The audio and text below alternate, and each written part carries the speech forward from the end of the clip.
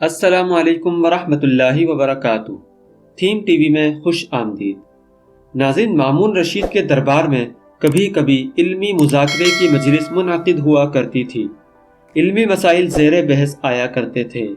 ایک مرتبہ مجلس مذاکرہ میں ایک ایسا شخص آ گیا جو صورت و شکل سے نہایت باوقار اور ذی علم معلوم ہوتا تھا۔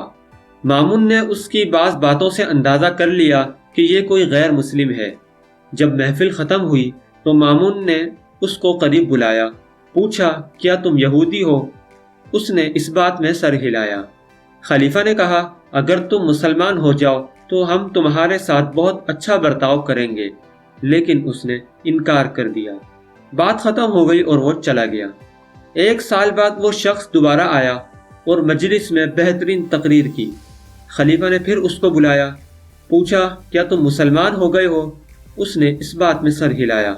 خلیفہ نے پوچھا کس بات نے تمہیں اسلام قبول کرنے پر آمادہ کیا؟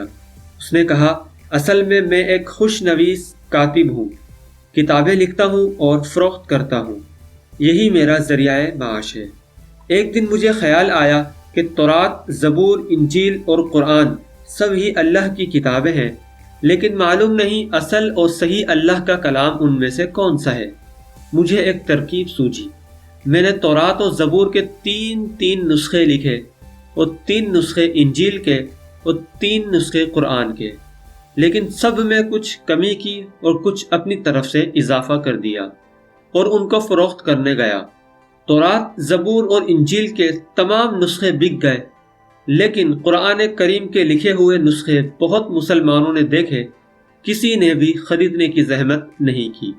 ہر ایک نے کہا کہ اس میں تو بہت سی غلطیاں ہیں۔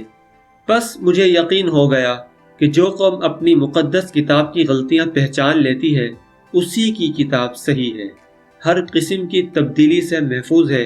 اللہ کا اصل کلام قرآن ہی ہے اور اسی کا پیش کردہ مذہب اسلام حق ہے، لہٰذا میں نے اسلام قبول کر لیا اور اب بحمد اللہ تعالی میں مسلمان ہوں۔